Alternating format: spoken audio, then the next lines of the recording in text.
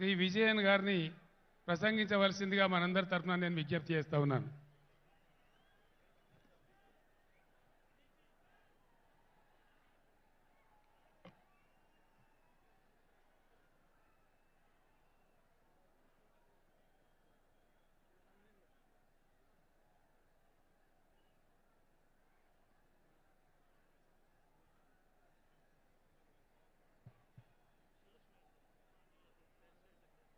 Dear sisters and brothers,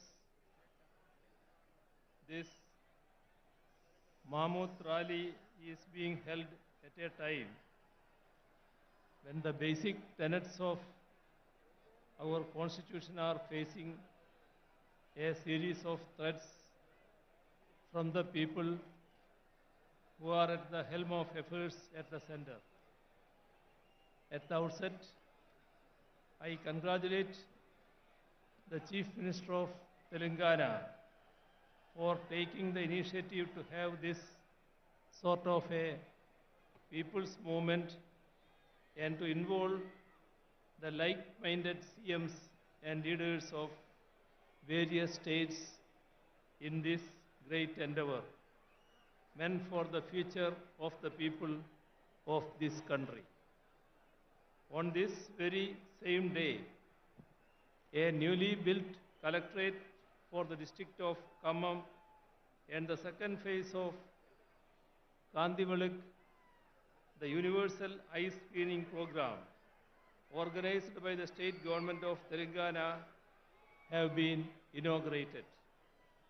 This needs special mention because through them, at one stroke itself, the state government is improving governance as well as public services so as to better the lives of the people of Telangana.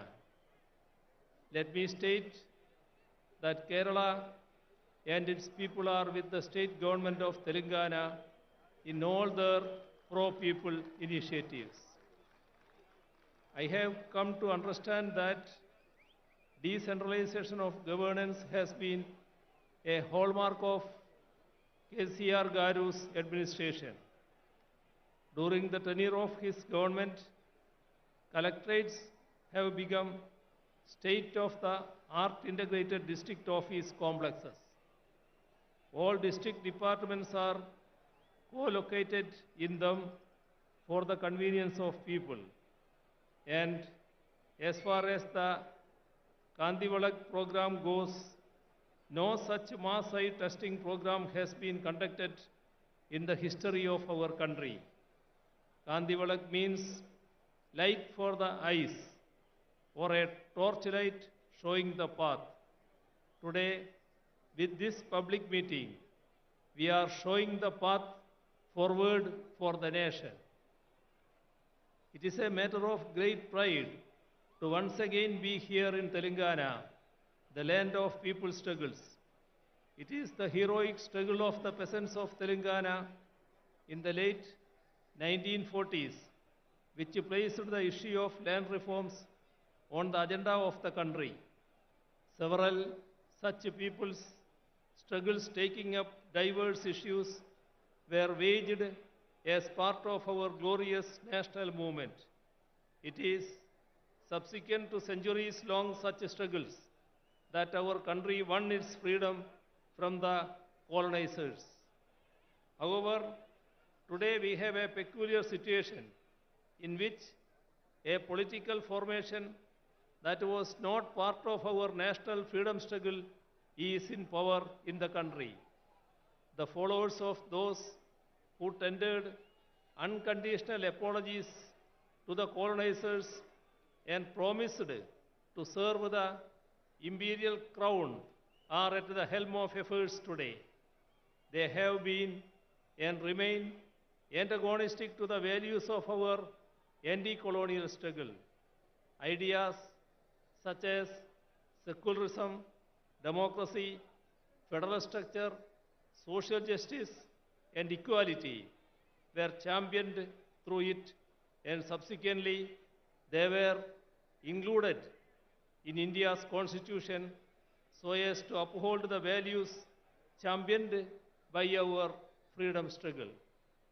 Since those in power now were not part of our collective struggles then, they do not know the values on which India has been built as a sovereign, democratic republic.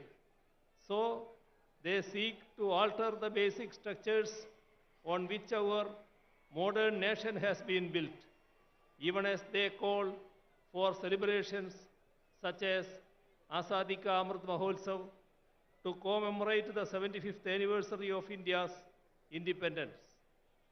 Amidst the glam and glitter of these celebrations, they seek to undo the very foundations of our country, our democracy, and our constitution.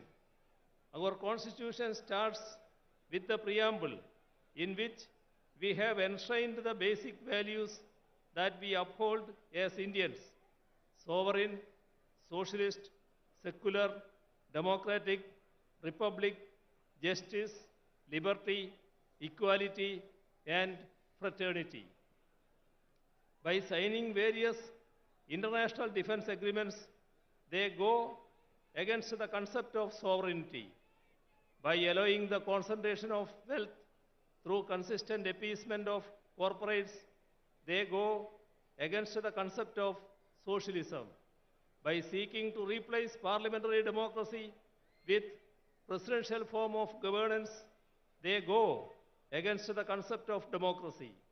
By enacting laws which divide the people on communal lines, as in the case of the Citizenship Amendment Act, they thwart the concept of secularism. After the preamble comes part 1, in which we define India. It states, India, that is Bharat, shall be a union of states. The states are the basic units of India, our country. It is the union of states that creates India, our country. That is why India has a federal structure. Yet those in power think that we are a unitary state. We need to remember that their predecessors had promised to declare India as a unitary state in their manifesto published in the run-up to the 4th general election held in India in 1967. The union government is consciously trying to destroy the country's federal structure. Repeatedly, laws are being enacted by the parliament on subjects in the state list in the constitution, be it law and order, agriculture, cooperation, power, or so on. Bills that infringe upon the rights of the states are being enacted into laws, even without seeking the opinion of state governments. Even while entering into international agreements that affect the states, the union government does not inform state governments, let alone seek their consent. Slogans such as one nation, one tax, one nation, one uniform, one nation, one election are all attacks on federal structure. When states try to mobilize resources through additional alternative sources, the union intervenes and sabotages such moves. On the one hand, the right to avail loan is curbed, and on the other, the additional resources are sealed. Along with this, the funds that are made available to the state by the Constitution too are denied. Such attacks are most acute in the states that are ruled by governments that are opposed to the BJP RSS combine ruling the union. We are seeing it in Telangana as well as in Kerala. Attacks against the states' rights and powers are being carried out even by politically misusing the office of governor. Widespread efforts are on to take control of the higher education sector through the governors in their capacity as chancellors. Assent to legislations that have been enacted by the state legislatures are being withheld. Such affronts on the supremacy of state legislatures weaken not just our federal structure, but even our democracy too. Democracy should be protected if the values that we fought for are to be secured. We do not have any option but to resist these moves more unitedly. The weakening of our parliamentary democracy is evident in the way in which our parliamentary norms and precedents are being bulldozed. Bills are being passed without adequate discussions or calling for division in the parliament, and this weakens our parliamentary democracy. All ethics and norms of democracy are being violated. Governments that have come to power in the states by winning a majority in the assembly elections are being toppled through horse trading. Such unethical efforts to form governments in the states weaken the very foundations of our democracy, which is based on a multi-party system. Such a multi-party system is essential if we are to preserve and promote our diversities while remaining united as one. Unity in diversity is the most cherished of India's ideals. It is what has defined us as a nation right from the days of our freedom struggle. India's varied languages are the expressions of our diversities. Our mother tongues are part of our cultural identities. However, efforts are on to portray Hindi as the national language while sidelining all our native languages, be it Telugu or Tamil or Kannada or Malayalam or Bengali or Odia or Assamese or Punjabi or Urdu or Gujarati or Kashmiri and so on. Imposing Hindi by doing away with our mother tongues will affect the integrity of the nation. Even the independence of our judiciary is being attacked. The statement of the 2.2% to 0.8% infrastructure sector has declined from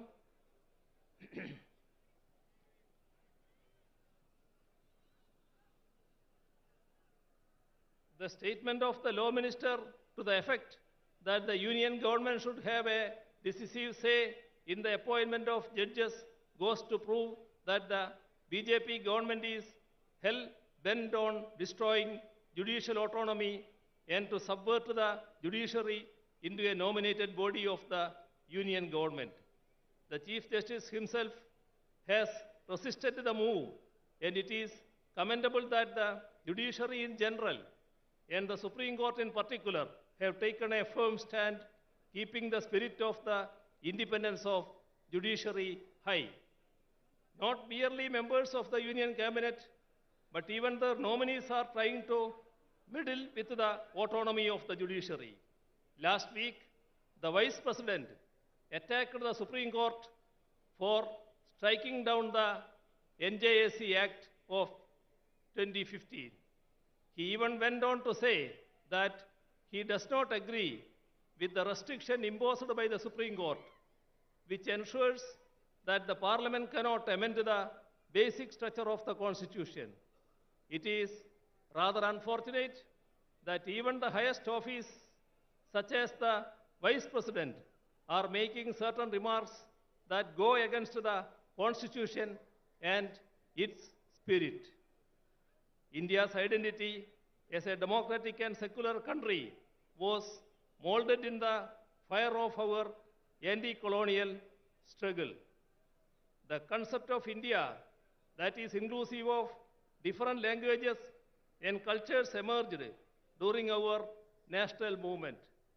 Right now, these very characteristics of India are under a grave threat. The threat is posed by the present generation of those who were sycophants of the empire but betrayers of our struggles. It was those betrayers who murdered the father of our nation. Gandhiji, a practicing Hindu, was killed by the proponents of Hindutva. That is ample proof that Hindutva is not the same as or even related to Hinduism. The religion resorting to Hindutva, efforts are on to create communal polarization in the country. By creating polarization, a last-ditch effort is being made to diffuse the public anger against the misplaced policies of the union government. The fallout of such anti-people policies are there all around us. Public sector enterprises, which are the wealth of the nation, are being sold off. In the last